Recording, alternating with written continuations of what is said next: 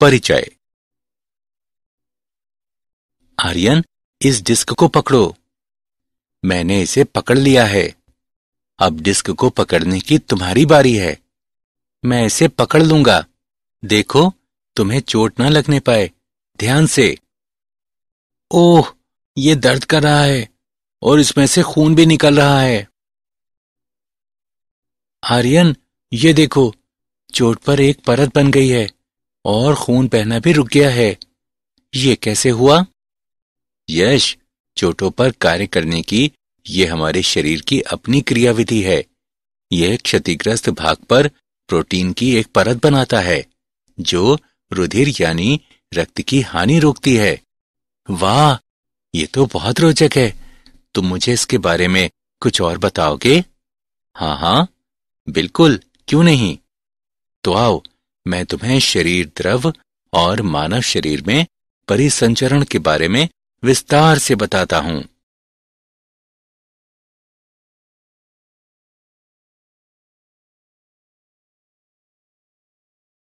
उद्देश्य।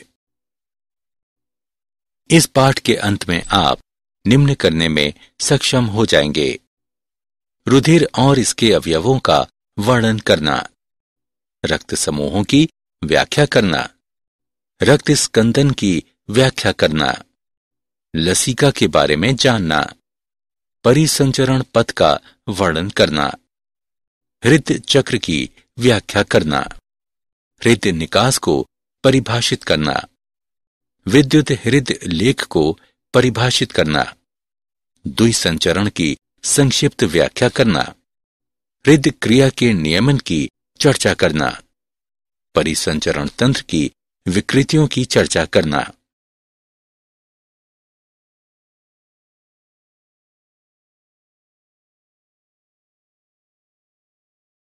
रुधिर। रुधिर अपारदर्शी लाल द्रव है जो स्वतंत्र रूप से बहता है और इसमें उच्च घनत्व तथा जल से अधिक श्यानता होती है। इसमें प्लाज्मा तथा संगठित तत्व होते हैं। प्लाज्मा प्राद्रव्य। प्लाज्मा रुधिर का तरल भाग है। ये 90% जल और लगभग 6 से 8% प्रोटीन वाला जटिल विलयन है। प्लाज्मा में फाइब्रिनोजेन, ग्लोबुलिन और एल्बुमिन प्रोटीन होती है। फाइब्रिनोजेन रक्त का थक्का बनने में सहायता करती है। ग्लोबुलिन शरीर के प्रतिरक्षा तंत्र में शामिल होती है और एल्बुमिन रुधिर में जल का संतुलन बनाए रखने के लिए उत्तरदायी होती है। प्लाज्मा के बिना रुधिर कोशिकाएं पूरे शरीर में भ्रमण नहीं कर सकती। स्पष्ट तरल जो स्कंदन पर रुधिर से पृथक किया जाता है सीरम कहलाता है।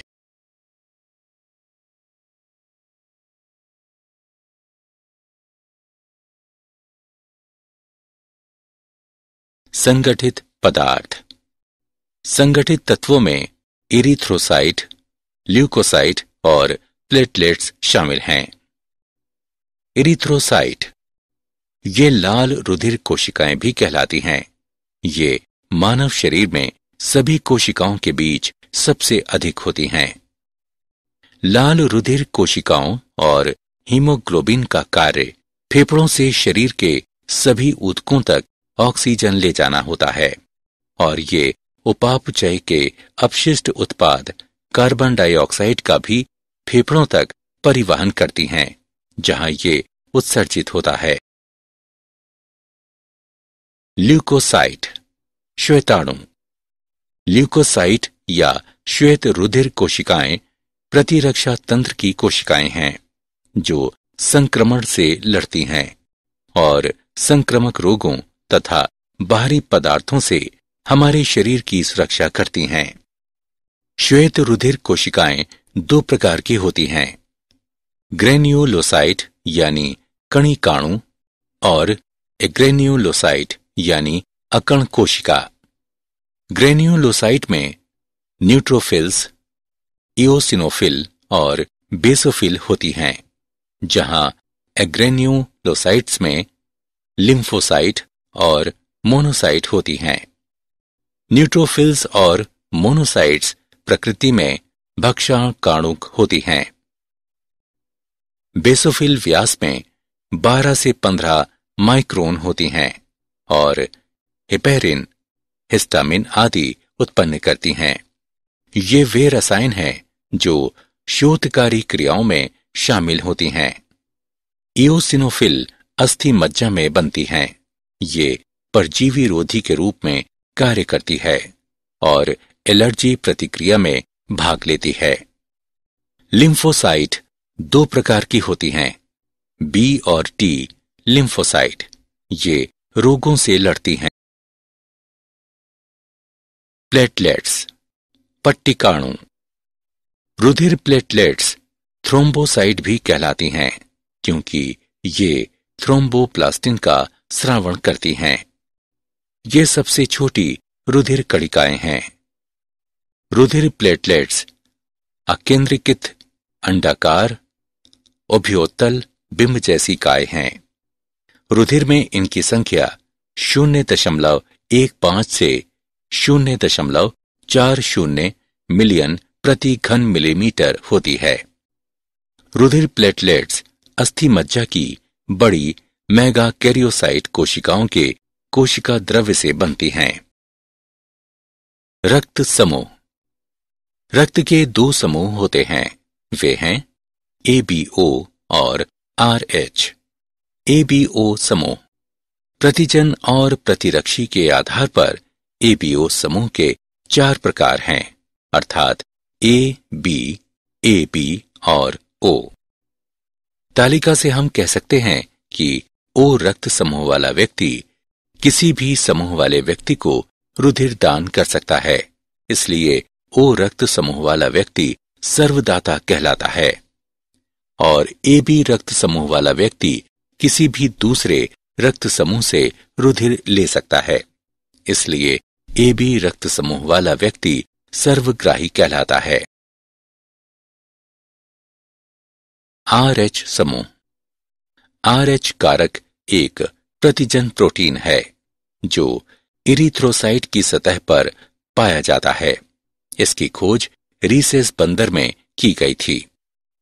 यदि जिस व्यक्ति में RH प्रतिजन उपस्थित है तो वो व्यक्ति RH सहित यानी RH पॉजिटिव कहलाता है और यदि जिस व्यक्ति में RH प्रतिजन अनुपस्थित है तो वो व्यक्ति RH हीन यानी RH निगेटिव कहलाता है।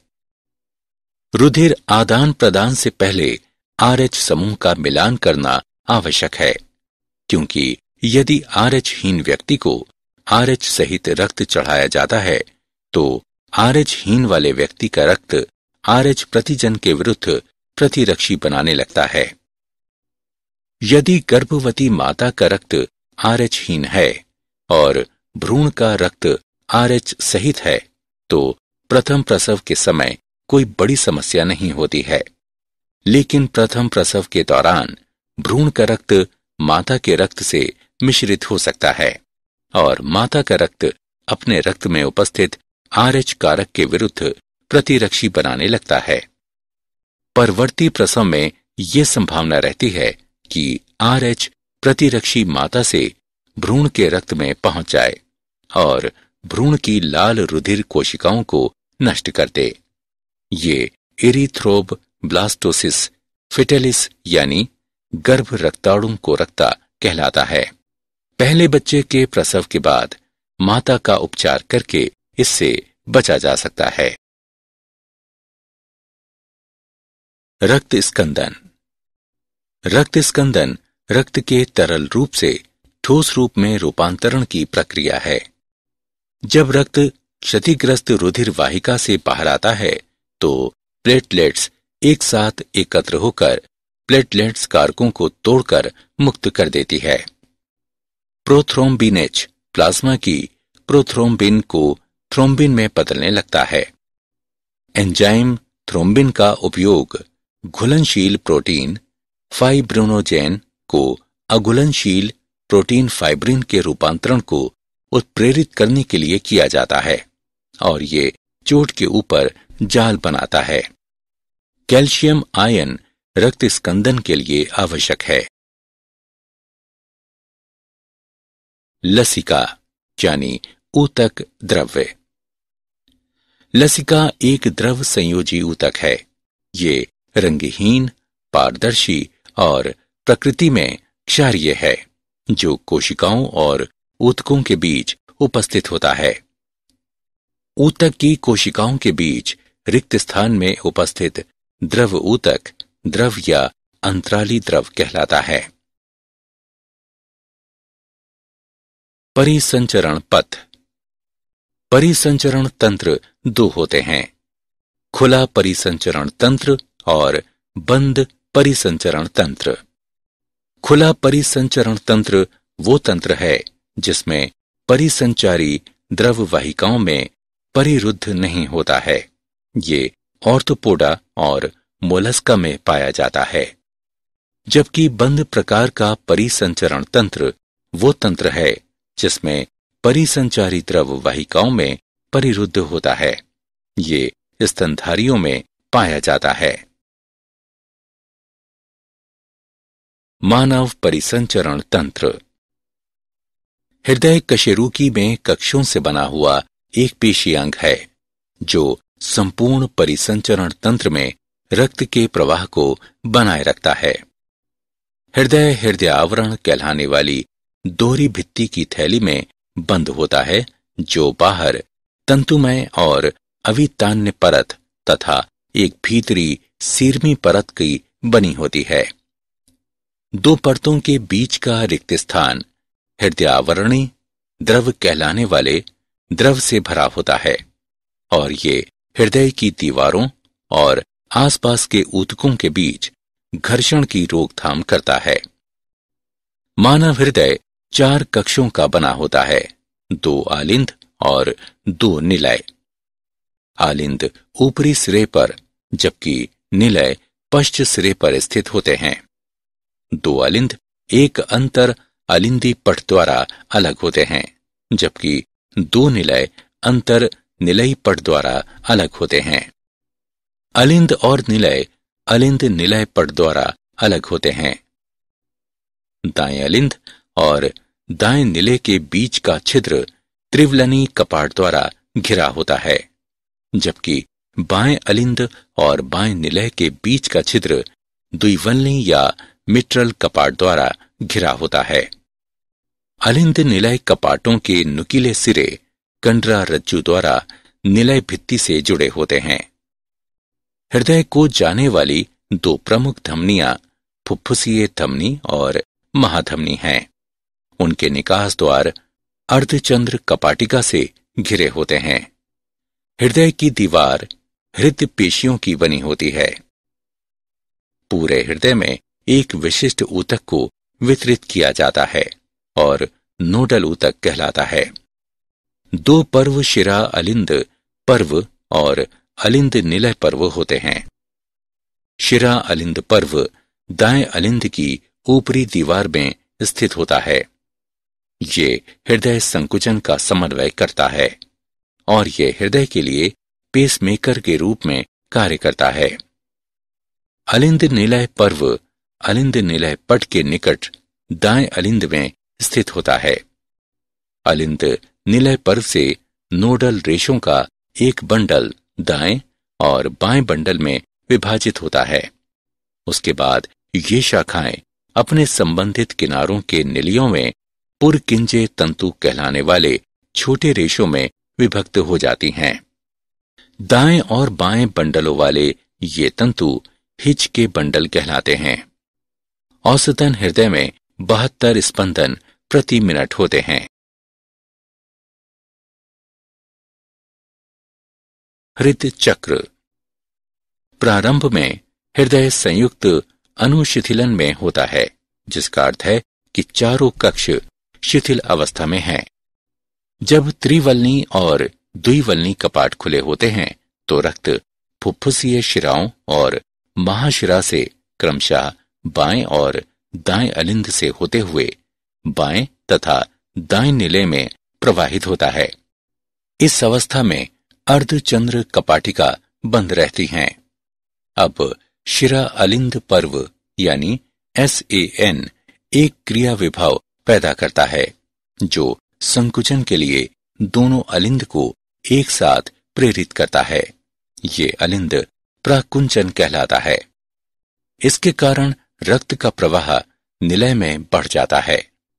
अब क्रिया विभव का संचालन अलिंद निलय बंडल के द्वारा होता है और उसके बाद निलय की ओर हिच के बंडल द्वारा होता है, जिसके कारण निलय पेशियां संकुचित हो जाती हैं और अलिंद विश्राम अवस्था में होता है। निलयों के संकुचन के कारण निलयी दाब बढ़ जाता है ताकि रुधिर के विपरीत प्रवाह को रोकने के लिए त्रिवलनी और द्विवलनी कपाट बंद हो जाएं। दाब में वृद्धि होने के साथ साथ अर्धचंद्र कपटिकाएं खुल जाती हैं, जिससे रक्त निलियों से फुफ्फुसीय धमनी और महाधमनी से होता हुआ रुधिर वाहिकाओं में प्रवाहित होता है। निलयी दाब कम हो जाता है, जिसके कारण निलय विश्राम अवस्था में आ जाते हैं और जिससे अर्धचंद्र कपाटिका बंद हो जाती है तथा त्रिवलनी एवं द्विवलनी कपाट खुल जाते हैं और हृदय एक बार पुनः संयुक्त अनुशिथिलन अवस्था में आ जाता है। हृदय स्पंदन में अनुक्रमिक घटनाएं हृदय चक्र कहलाती हैं।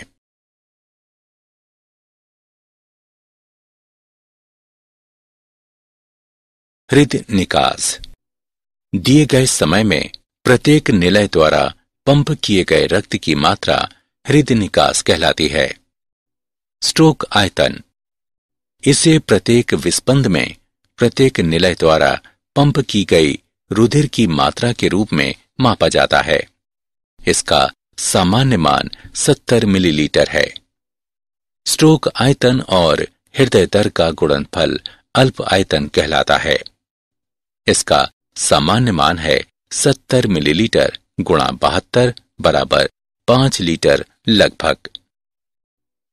प्रत्येक हृदय चक्र के दौरान हृदय 2 ध्वनियां उत्पन्न करता है, जिसमें पहली ध्वनि लब है जो त्रिवलनी और द्विवलनी कपाट के बंद होने से उत्पन्न होती है और दूसरी ध्वनि डब है जो अर्धचंद्र कपाटिका के बंद होने के कारण उत्पन्न होती है।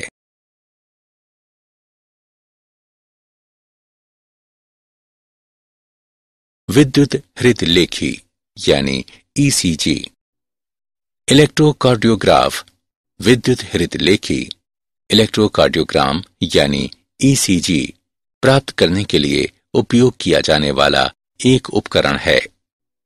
इलेक्ट्रोकार्डियोग्राम हृदय चक्र के दौरान हृदय के विद्युत विभव का पता लगाता है और इसे दर्ज करता है। एक प्रारूपिक ECG में विशिष्ट तरंगें होती हैं जो हृदय चक्र में होने वाली विशेष घटनाओं के अनुरूप होती हैं। P तरंग अलिंद प्राकुंचन द्वारा उत्पन्न होती है। QRS तरंग निलय प्राकुंचन द्वारा उत्पन्न होती हैं। T तरंग निलय अनुशिथिलन के साथ मेल खाती है। हृदय दर की गणना एक P तरंग और अगली तरंग के बीच अंतराल से की जा सकती है।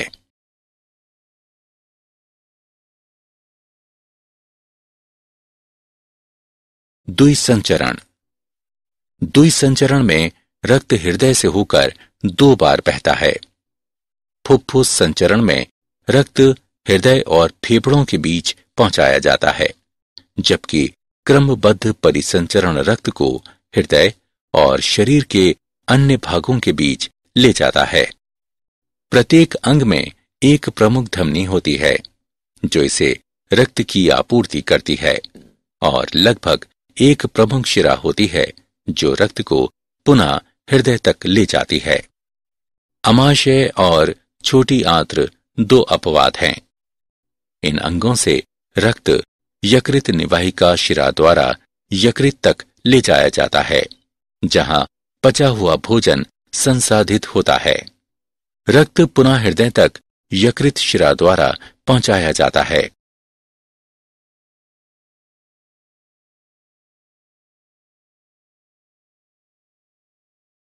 हृदय क्रिया का नियमन। आंतरिक रूप से हृदय की क्रियाएं स्वनियमित होती हैं। मेड्यूला ओब्लांगाटा में एक तंत्रिका केंद्र स्वायत्त तंत्रिका तंत्र द्वारा हृदय की क्रियाओं को संयमित करता है। स्वायत्त तंत्रिका तंत्र का भाग अर्थात अनुकंपी तंत्रिकाएं हृदय के कार्यों को परिवर्तित कर सकती हैं, जैसे कि हृदय स्पंदन में वृद्धि, निलयी संकुचन, जिसके कारण हृदय निकास भी परिवर्तित हो सकता है। स्वायत्त तंत्रिका तंत्र का एक और भाग अर्थात परानुकंपी तंत्रिकाएं हृदय के कार्यों को परिवर्तित कर सकती हैं, जैसे कि हृदय स्पंदन में कमी, संकुचन एवं शिथिलन, जिसके कारण हृदय निकास भी परिवर्तित हो सकता है।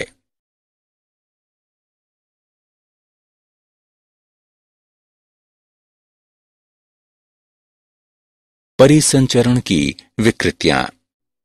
उच्च रक्तदाब यानी अति तनाव। रक्त के दाब में वृद्धि जो सामान्य मान 120/80 से अधिक होता है, अति तनाव कहलाता है। ये हृदय रोग को बढ़ावा देता है। हृदय धमनी रोग CAD। इसमें हृदय धमनियां संक्रिय हो जाती हैं और हृदय धमनी रोग एथेरोकार्डिये यानी एथेरोस्क्लेरोसिस भी कहलाता है। यह हृदय घात को बढ़ावा देता है। एंजाइना हृदय शूल। जब हृदय तक पर्याप्त ऑक्सीजन नहीं पहुंचती है तो परिणाम स्वरूप सीने में दर्द होता है। हृदयपात यानी हार्ट फेल्योर। जब हृदय शरीर के विभिन्न भागों तक प्रभावी ढंग से रक्त की आपूर्ति नहीं कर पाता है तो हृदयपात की अवस्था उत्पन्न हो जाती है।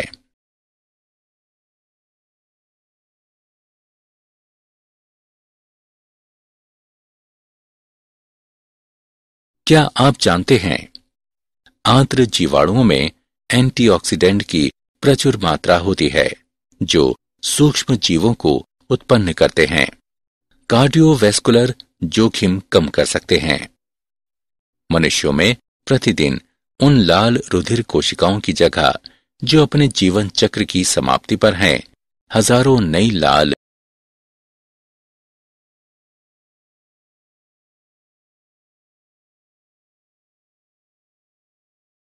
सारांश। आइए हमने जो कुछ सीखा है उसे संक्षेप में दोहराएं। रुधिर में प्लाज्मा और संगठित पदार्थ होते हैं। प्लाज्मा में फाइब्रिनोजेन, ग्लोबुलिन और एल्बुमिन प्रोटीन होते हैं। इरिथ्रोसाइट, ल्यूकोसाइट और प्लेटलेट्स संगठित पदार्थ हैं। रक्त के दो समूह होते हैं, ABO और RH। रक्त का स्कंदन रक्त के तरल रूप से ठोस रूप में रूपांतरण की प्रक्रिया है।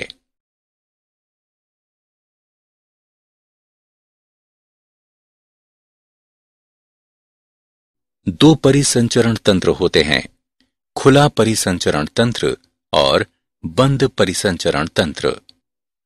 हृदय 4 कक्षों वाला पेशीय अंग है जो पूरे परिसंचरण तंत्र में रुधिर के प्रवाह को व्यवस्थित रखता है।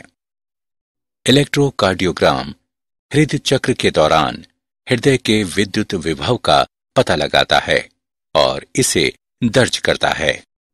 परिसंचरण तंत्र की विकृतियां हैं अति तनाव, हृदय धमनी रोग, हृदय शूल और हृदयपात।